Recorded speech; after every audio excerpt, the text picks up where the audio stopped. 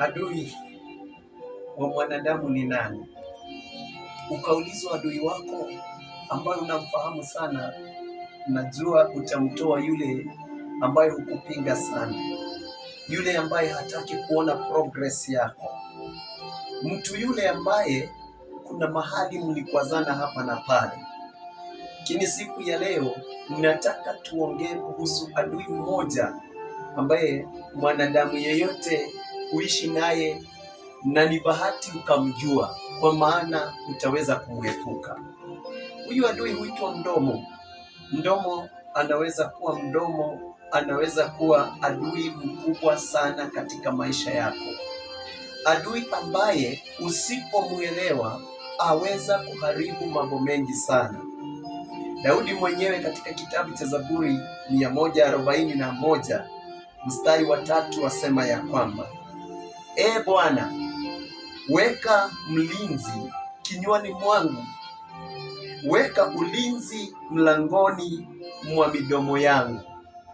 Daudi ambaye alikuwa mfalme, Daudi ambaye alikuwa mtu wa maana sana, alikuwa na mambo makuu aliyokuwa anayafanya. He took the kingdom from King Saul. Na kwa mambo ambayo Daudi alipitia, alielewa jambo ambalo laweza kuwa hatari sana katika maisha yake ni mdomo. Kumbuka alikuwa mkuu wa majeshi, na kitu kimoja cha adui ambacho kinaweza kuwa adui mkubwa katika maisha ya wanajeshi aswa wakiwa kule jangwani, wakiwa vitani, ni mdomo. Ukiwa na mtu wa mdomo unaweza shambuliwa haraka sana. Wenzangu, mtu ambaye hawezi kuweka mdomo wake vizuri, mtu ambaye hana nguvu za kunyamaza, zangu, utafungulia adui, utafungulia shida, utafungulia vita mingi sana katika maisha yako. Familia nyingi ambazo unaona zikipigana zilianza kwa mdomo. Mdomo waweza fungulia shetani mlango wa ndoa yako, unaweza fungulia shetani mlango wa biashara yako.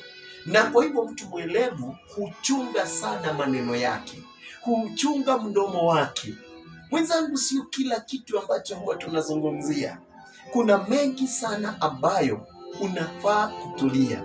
Wacha watu waone maendeleo unayoyafanya. Wacha kuenda ukiyakalili vile utakavyofanya, vile utakavyoenda, utajitia maadui wakubwa sana. Na kwa hivyo chunga maneno yako. Kitu kingine cha maana sana mwenzangu, always focus on what matters. Wacha kuzungumzia kila kitu ambacho kimewekelewa kwa meza. Zungumzia haswa yale ambayo ni ya maana katika maisha yako, na utakuta ya kwamba umeweza kupiga mambo mengi sana ambayo yalikuwa ya kuangusha. Kila wakati jiulize, mambo ambayo ninayoyazungumzia yana maana gani? Ni vizuri kujiuliza haya maswali matatu. What am I talking about? Is it necessary wakati huu kuzungumzia? Swali la pili, is it wise for me to speak about this thing? Inaniongezea maarifa gani? Na swali la tatu, ni ya maana. Is it worth? Ni yangu, ina maana sana kuzungumziwa wakati huu. Na utajikuta ya kwamba umeweza kujiwekea ulinzi mkubwa sana.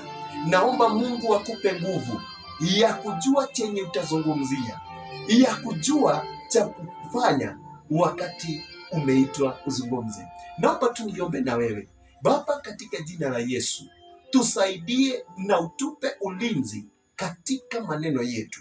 Chunga midomo yetu Baba yetu, na ili tusiyazungumze yatakayo tuharibu, yatakayo tudharau, yatakayo tuweka kwa shida, katika jina la Yesu Kristo.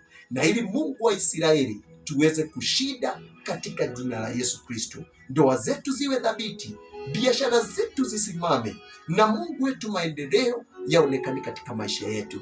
Katika jina la Yesu Kristo tuomba na kushukuru. Tia bidii katika kunyamaza, tia bidii katika kujichunguza. Bwana kubariki na akutie nguvu.